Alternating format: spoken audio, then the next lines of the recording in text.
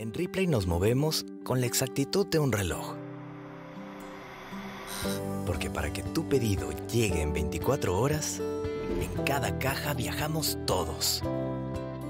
En Ripley.com.pe cumplimos con nuestro compromiso contigo. Y si te decimos 24 horas, tu pedido llega en 24 horas. Ripley 24 horas. Tiempo real, tiempo Ripley. Y hemos invitado al que mejor habla de esto para entender de la manera más fácil. Ya ustedes saben de quién se trata, ¿no? Jorge González Izquierdo.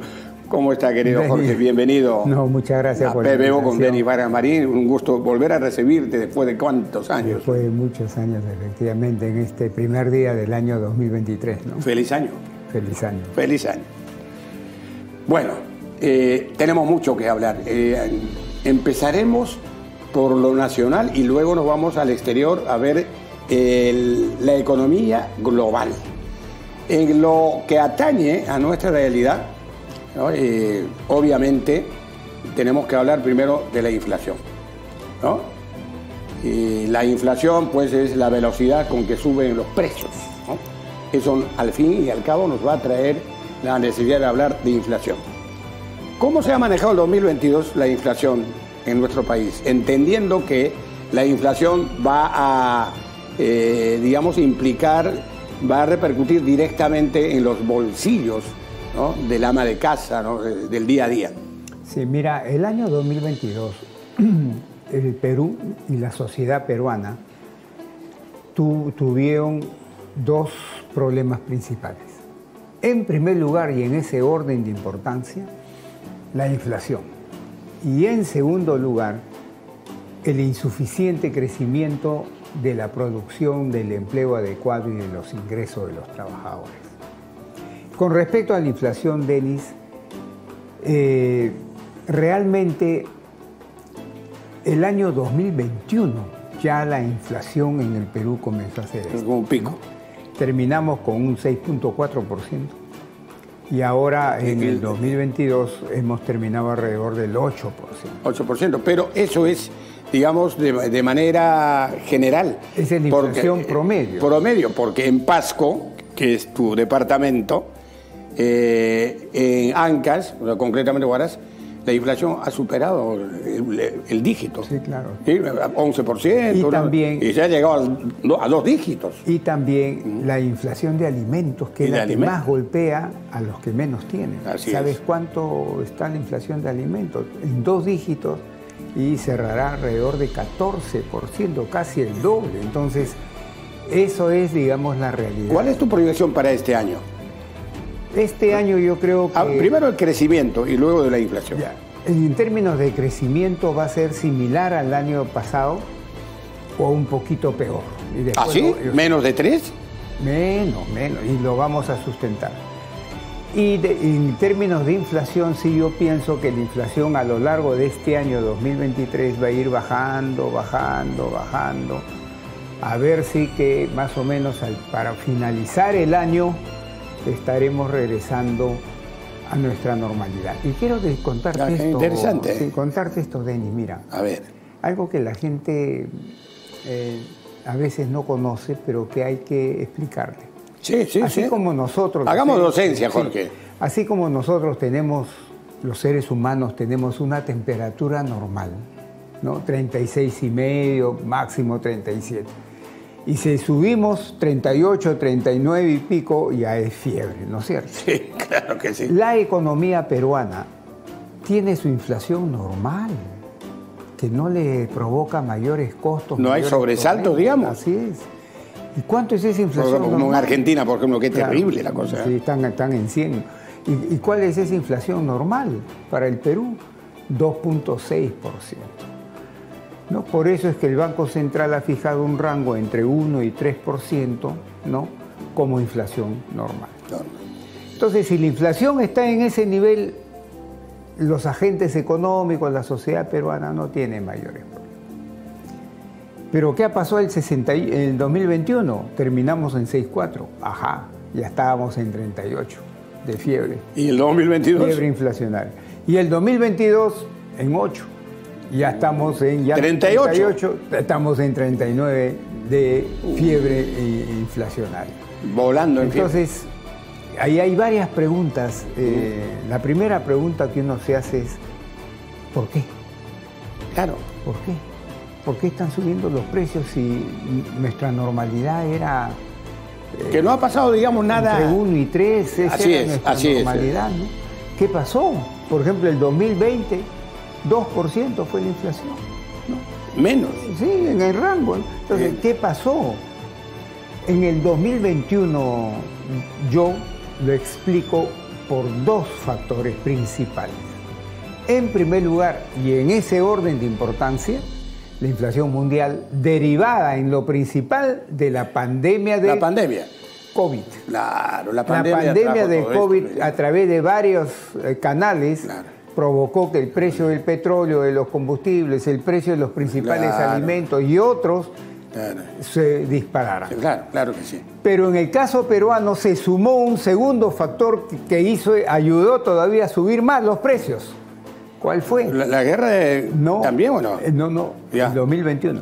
El 2021. La incertidumbre económica, política y social e institucional ocasionada por la victoria del señor Castillo, que tomó la presidencia en el 28. ¿Eso qué provocó? Que el precio del dólar hiciera esto. Claro. ¿No? Acuérdense, pasando de los 4 soles impresionante, llegamos a tener. Así es. Y eso obviamente ayudó a empujar más los precios. Es correcto. Pero el 2022 nos llovió sobre mojado, porque ahí nos cae en febrero la guerra. La guerra, pues, Rusia-Ucrania. Que hizo que el precio del petróleo y los combustibles en un primer momento subiera más y el precio de los alimentos subiera más, y se sumó algo que también nos ha hecho mucho daño, el precio de la urea. Claro, de la urea. Afectó directamente a la agricultura.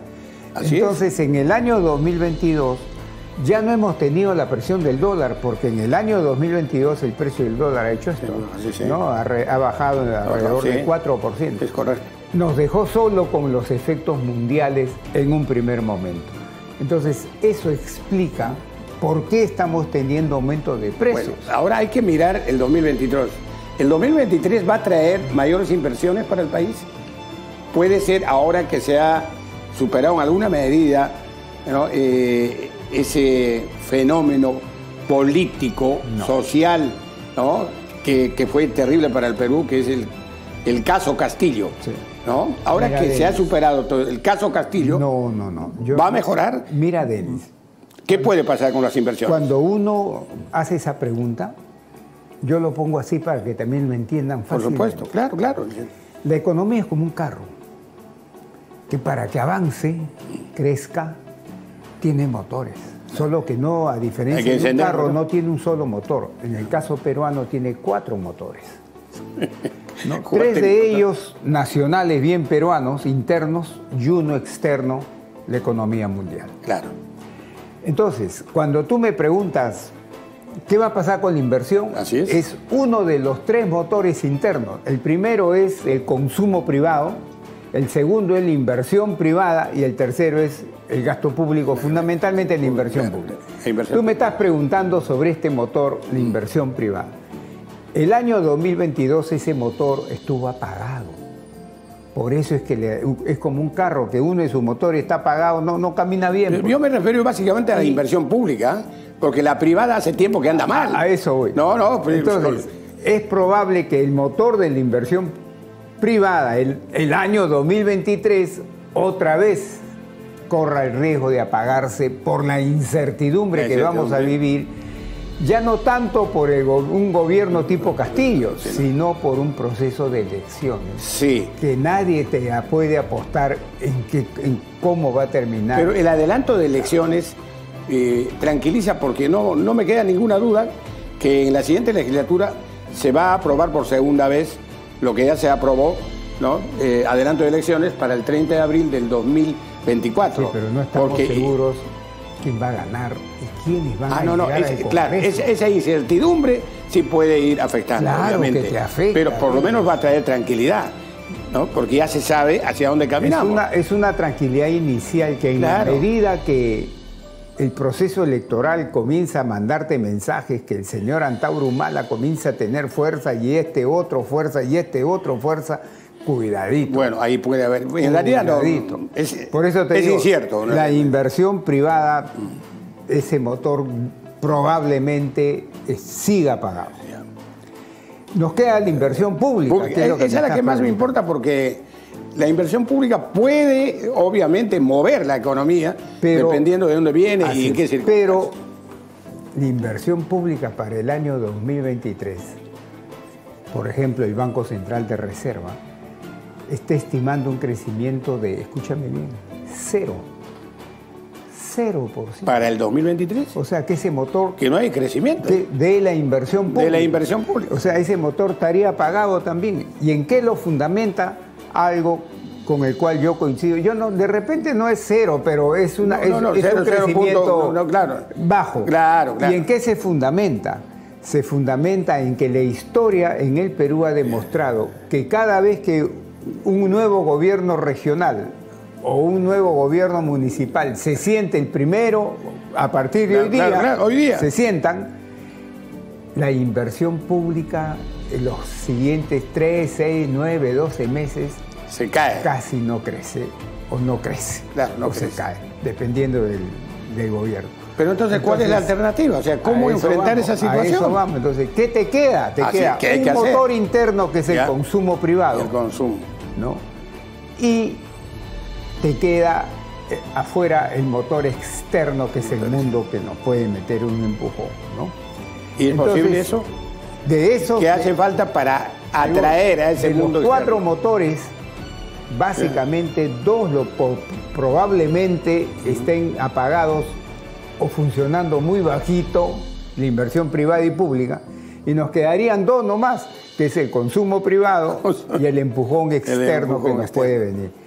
Por eso es que yo te dije hace un ratito que cuando me preguntaste, el crecimiento de la economía en el año actual, 2023, va a ser o similar al 2022, mediocre, o un poco peor. Y tú me dijiste, increíble, ¿no? ¿Cómo? Bueno, yo te acabo de hacer una explicación. Es que yo represento de alguna medida al público que va a lanzar preguntas. ¿Cómo, no? ¿Y por qué? Ahí está. Bueno, ¿por qué no? Ahora acabamos de explicar. Claro, no, está clarísimo, está clarísimo. Pues entonces, ¿qué se le puede pedir al peruano común, al emprendedor, aquel que se faja todos los días por imaginar, por crear alguna actividad para salir adelante? Para mí, ¿qué le decimos y qué le pedimos a ese peruano que no se queda, que está ahí y lucha? Sí, claro. ¿No? Para mí, Denis, el principal problema que hay que acabarlo es la inflación. Limpia. ¿Por qué? Por eso empezamos con el tema de la inflación ahora. La inflación está reduciendo el ingreso real de mucha gente, millones, especialmente de los que menos tienen. Entonces, hay gente que está así. Entonces, si eso no se acaba, va a seguir estando así. Mira, tú sabes lo que ha pasado el año pasado con el crecimiento del crédito de consumo a personas. Tarjeta de crédito. Tarjeta de crédito. Tarjeta, ¿sabes a qué ritmo creció? Superior al 20%, que es un crecimiento que no es sostenible ni saludable. Ni saludable. Pero la gente se vio obligada a usar ese crédito como una fuente de financiamiento para evitar que su bienestar se desplome muy fuertemente con la inflación, sobre todo. Entonces, por eso yo digo que este año la inflación Denis, tiene que regresar a su normalidad lo más pronto posible, ¿no? Que es, yo diría alrededor de 2%. Ese sería lo ideal. Que es lo que se desea. Pero a veces las personas nos dicen, Denis, oye, González Izquierdo, oye, Denis, ya que están hablando, ya explicaste por qué tenemos inflación. Dime, ¿tiene remedio? Sí. No, Sí tiene la gente se pregunta, ¿tiene remedio? Sí tiene Porque remedio. se preocupa por la salida. ¿sí? Claro. Porque no hay mal que dure 100 años ni cuerpo que no Así resista. O sea, siempre hay esperanza. Sí tiene remedio la inflación para acabarla así, lo más rápido posible. Y la gente diría, ¿y quién es ese doctor? ¿El gobierno? No, Denis, no es el gobierno. ¿Cómo Claro. dirán? Oye, Claro. González Izquierdo, ¿cómo? ¿Y entonces qué? ¿Del extranjero o del cielo van a venir?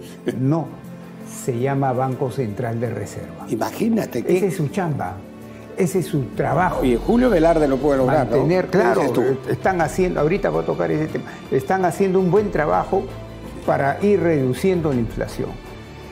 Y la gente dirá, hay doctor, el Banco Central. ¿Y existe el antibiótico? Existe claro. el antibiótico. Porque puede haber el doctor y no Así es. existe la medicina. ¿Cuál ¿no? es el medicamento. antibiótico? A ver. En realidad hay varias medicinas, varios remedios, pero los bancos centrales usan uno, principalmente. ¿Y cuál es ese? Subir las tasas de interés. ¿Por qué?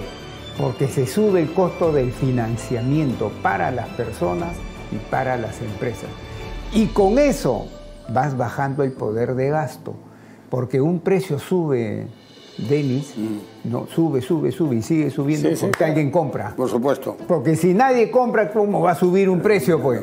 Entonces lo que hacen con esta medida es bajar las compras, bajar las compras para presionar los precios y ya no suban tanto. Y eso lo maneja muy bien Julio Velarde. Ah, sí. Entonces el Banco Central de hace ya 16, 17 meses se está aplicando ese antibiótico. Ese antibiótico. Y la gente dirá, oye, yo he escuchado mal, ¿cómo 16, 17 meses y todavía la inflación ha terminado alrededor de 8%? ¿Y cómo es esto? Ese antibiótico no sirve. Sí, claro. No. La ciencia económica y la realidad de muchos países, incluyendo el Perú, ¿sabes lo que te dice? Que la inflación, por eso es una vaina. Sí. La inflación nace rápido, Ya. pero para acabarla Se demora mucho. se demora mucho. Muy bien, Jorge. Por eso seguimos conversando con el economista Jorge González Izquierdo. Bueno, hay mucho pan que reganar en realidad en temas económicos. Mira, podemos tratar el empleo, el tema del empleo que le interesa a las personas. Por supuesto, porque Mira. hay un desempleo pues terrible en nuestro país. Con la pandemia se han perdido empleos Sí. y no se ha recuperado. ¿Ah? Por eso, mira. ¿Cuál es el nivel en este momento para recordar un poco ahorita al público? A ver, ¿cómo estamos ahí? El INEI te trata el tema así. Por un lado, te calcula lo que ellos llaman empleo adecuado. ¿Ya? Sería lo ideal. Y al revés, en el otro lado está el subempleo. Un empleo. Entonces te mide lo que ellos consideran, de acuerdo a ciertos criterios, quién es empleado adecuadamente y quién está subempleado. Claro. Y por otro lado, te mide el empleo informal y formal. Para medir el pulso de la economía, yo González Izquierdo, prefiero usar esta división de empleo adecuado y subempleo. ¿Y qué nos dicen las estadísticas del INEI que te calcula cada cierto tiempo? Te dice lo siguiente. Cuando nos cae la pandemia el año 2020, el empleo adecuado se vino abajo y el subempleo, para que la gente me entienda subempleo, le voy a poner este ejemplito. Sí, Mira, claro. Supongamos que a González Izquierdo lo despiden de mi trabajo. Ya no trabajo más como economista, pero yo tengo que llevar pues el pan a mi casa. Claro. ¿Qué hago? Comienzo a taxiar, a hacer taxi. Ya está. González Izquierdo en ese momento dicen está subempleado. ¿Por qué? Porque él puede trabajar como economista, para eso está capacitado, Claro. pero está trabajando como taxista. Como taxista. Entonces estoy subempleado. Bueno, Claro. esa es la definición de subempleado. Muy bien. Entonces, ¿qué dice el INEI? Que con la pandemia el empleo adecuado se derrumbó y el subempleo se disparó. Sí, disparó, pues no hay otra forma. El 2021 y 2022 se comenzó a recuperar el empleo adecuado y el subempleo comenzó a bajar un poco. ¿Qué nos dice a finales del año 2022 y ahora empezando el año 2023? Que no, si bien ha habido una recuperación del empleo adecuado, no hemos llegado A los niveles al anteriores. nivel prepandemia. Prepandemia. No hemos regresado. Pero- Tenemos un déficit más o menos de 350.000 puestos de trabajo. Pero eso es lógico pensar, porque mira, con todo lo que nos ha pasado, es complicado pues recuperar ese nivel anterior a la pandemia. Pero ¿qué hace falta para igualarnos? Y en materia de subempleo estamos peor. No hemos recuperado tampoco el nivel de subempleo prepandemia y ahí tenemos un déficit ya no de 350.000 puestos de trabajo, sino medio millón. Y estoy hablando a nivel nacional. Por supuesto. Entonces, esa es la situación que yo espero que el 2023 por lo menos recuperemos el nivel prepandemia. Sería una gran cosa. Ahora hablemos de los emprendedores. Hablemos de los emprendedores. Yo le tengo, en realidad, una admiración a aquel peruana, emprendedora, que sale con su carretilla, ¿ya? Y no se sabe a qué, y en el camino encuentra creativamente una actividad económica. En una esquina, ¿no? Los emolienteros, ¿no? Esas personas, ¿no?, que hacen de la nada una actividad económica. ¿Qué le decimos a esos emprendedores? ¿Cómo deben enfrentar el día a día? ¿No? ¿Hay alguna buena noticia este año? ¿Puede haber, ¿no?, o qué les haría, ¿no?, un bien para que puedan seguir mejorando en ese nivel, en ese camino escogido? Mira, en el año 2023, como todavía la economía va a estar renga, en materia de producción, empleo e ingreso de la gente, y en materia de inflación también vamos a seguir con problemas que no vamos a regresar a la normalidad, sino probablemente a lo largo del segundo semestre. Hay que pedirle al gobierno de la presidenta Boluarte y a su ministro de Economía que diseñe una política de gasto público que focalice como un rayo láser, que ya no sea la que hizo los anteriores gobiernos, el gobierno del señor Castilla, del señor Sagasti o del señor Vizcarra, que ya no se quiera llegar. Tiene que ser algo ya muy puntual como un rayo láser. Y llevarle ayuda a estas personas que tú estás diciendo que están siendo... Pero el tema de los bonos, por ejemplo, mira, los bonos, ¿no? ¿Sabe Dios a quién llegar a los bonos? ¿Cómo está programado? ¿Eso es confiable? ¿No? Porque es muy fácil adoptar una política populista, coger el dinero del tesoro y empezar a repartir. Mira, a lo largo del 2021 se hizo, y 2022 también, tanto por el lado del Congreso como por el lado del gobierno, se tomaron medidas de este tipo, ¿no? Primero, bonos, pero mal diseñados. Por ejemplo, yo conozco gente que ha rechazado los bonos porque dice, a mí no me estés regalando plata, regálaselo a otra gente. O sea, no sabían a quién llegar. Disparaban y llegaba a gente que necesitaba, pero también llegaba a gente que no necesitaba. Ese es lo peor. Entonces no hay mal usando tus recursos. Entonces no hay una planificación. No está técnicamente. No se puede. Y claro, ahora con la experiencia espero yo que hayan ganado experiencia y puedan. Por eso estoy diciendo, como un rayo láser ahora focalizado. Usar esas transferencias monetarias para ayudar a la gente, ¿no? Pero también te sacaron estas medidas de este tipo. CTS retiras al 100% y AFPs retiras tanto. Mira, ¿quiénes tienen CTS y AFPs? La gente que tiene un empleo formal. O adecuado. Empleo adecuado. Pero el grueso de los sufrimientos no estaba tanto ahí. El grueso de los sufrimientos era la gente que estaba en el lado del subempleo o el lado del empleo informal. Exactamente. Que no tienen CTS, no tienen AFP. No tienen beneficios sociales. Entonces, cuando estos gobiernos decían, y el Congreso también, que saquen el CTS, que saquen la AFP y salían a decir, estamos ayudando a los pobres. Estamos ayudando, no. A los que más estamos colgando para el futuro. Porque estaban malogrando dos instituciones muy importantes, que la jubilación y el seguro. La seguridad social. La seguridad social, ¿cómo va a quedar? Entonces, ese tipo de políticas populistas ya no se pueden volver a repetir a partir de ahora en adelante, ¿no? Ahora hablemos del presupuesto general de la República, ¿no? ¿Hay equilibrio en ese presupuesto? Tú que eres acucioso para mirar, porque yo por un momento he estado viendo los debates de la Comisión de Presupuesto y estaban jugándose el presupuesto de contingencias. Sí. ¿No? Querían incluirlo. Dije, aquí hay una locura, no creo que lleguen a eso. Mira, Ya sabes a qué me refiero. Sí, lo voy a contar para que recordemos. El proceso es así. El gobierno es el que hace el presupuesto. Claro, propone su presupuesto. Claro, de gasto y de financiamiento. Así es. Pero fundamentalmente de gasto. Y esa propuesta va al Congreso, claro. para que el Congreso la analice, ¿no? Estuvo a punto de aprobarse esa propuesta solamente porque en Congreso no tenían ni idea del presupuesto. ¿Va? Y una vez que el Congreso lo aprueba, lo convierte en ley y listo. Claro.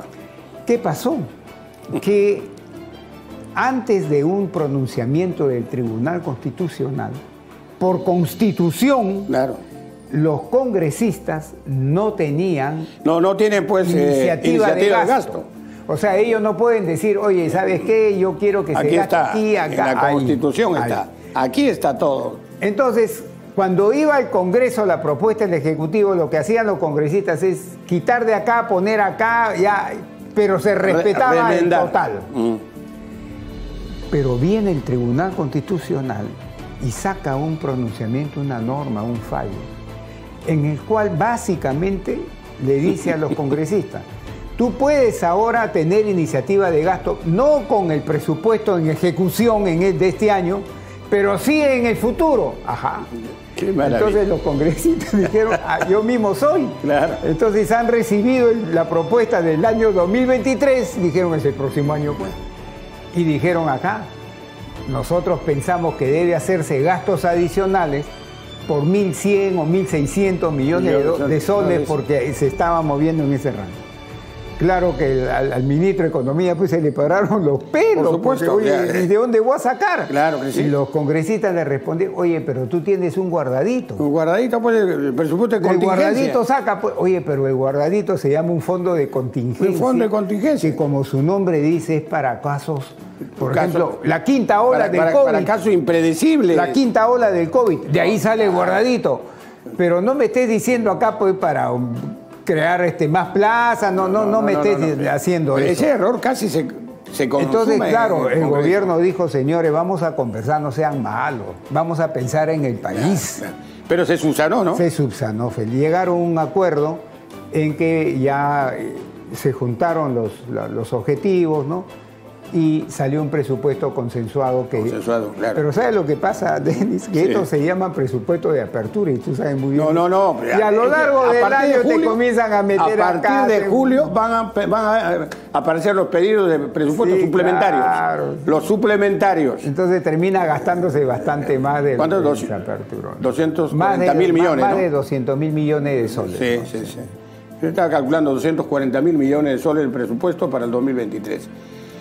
Ahora, de apertura, sí, porque la clausura, no sé, en términos futbolísticos ya, de la Liga de Fútbol, ¿no? Para la clausura no sabemos cuánto más se va a solicitar. Ahora hablemos de los gobiernos municipales y regionales, ya que hoy están juramentando los nuevos alcaldes, nuevos presidentes de regiones. Hay que pedirles... ¿No? ¿Sabe qué? Muchos no han gastado ni la mitad de su presupuesto. Seguimos con ese desastre. No se han hecho obras, no se ha hecho nada teniendo presupuesto. No, ¿y qué hacemos con este mal? Mira, la televisión. Y la corrupción. Nos ha mostrado, se inician las obras y se paran al 10%, 20, 30%, porque como te pescaron que hiciste una chanchada ahí, se para la obra. Y tienes una obra que está ahí parada. Tú sabes que la Contraloría, en un estudio que hizo algún tiempo atrás, te identificó proyectos a nivel nacional que tenían avance entre 50 y 60% de avance, pero que habían sido parados por alguna razón y que sumaba hoy una cantidad impresionante de miles de... Por eso algunos lo pusieron como 80.000 millones. He acuñado una frase, Jorge. El Perú es un país de las cosas inconclusas. Nuestro país es un país de las obras inconclusas. Todo queda a medias. Nadie termina nada, hasta en los estudios. ¿No? ¿Tú qué has estudiado? Yo he estudiado Derecho, pero no terminé. ¿Tú qué estudiaste? Ingeniería, no terminé. Nunca se corona, ¿no? El trabajo iniciado, el estudio iniciado, ¿no? Las casas por donde vas, ¿no? Están construidas, pero no están tarrajeadas y no tienen techo. Somos el país de las cosas inconclusas. Y eso mismo pasa en los municipios, en las regiones. Entonces hay que pedir Las obras como a los señores al final es un daño. gobernadores y alcaldes de que no gasten por gastar. ¿Sabes por qué? Hay que ver la calidad del gasto. Mucho ministro de Economía reciente dice, la inversión pública está creciendo 11, 12, 13% y salen a anunciar. Y a mí me gustaría decirle, señor ministro, vamos a conversar sobre la calidad de ese gasto de inversión. ¿En qué se está gastando? Claro. Es que no hay, no es cuestión de gastar simplemente. No es cuestión de gastar simplemente. Tiene que haber calidad de gasto y calidad no haya de inversión. Corrupción, corrupción, por favor, que está, discúlpame lo que voy a decir, está generalizado en el país. Lamentablemente. Qué lástima me da. A eso se denomina, en términos técnicos, corrupción institucionalizada. Está institucionalizada. Y no puede ser. No puede ser. Sinceramente, no debe ser. No debemos aceptar eso. Querido Jorge, creo que ha sido una mañana de docencia en economía, ¿no? Porque hemos hablado de todo, ¿no? Y hasta de proyecciones. Gracias por tu presencia esta mañana en nuestro programa, querido Jorge. Te deseo lo mejor en este 2023. A todos. ¿No? De verdad. Nosotros. Que tengas salud sobre todo. Salud sobre todo. Y prosperidad. Muy bien. En Ripley nos movemos con la exactitud de un reloj. Porque para que tu pedido llegue en 24 horas, en cada caja viajamos todos. En Ripley.com.pe cumplimos con nuestro compromiso contigo. Y si te decimos 24 horas, tu pedido llega en 24 horas. Ripley 24 horas. Tiempo real, tiempo Ripley.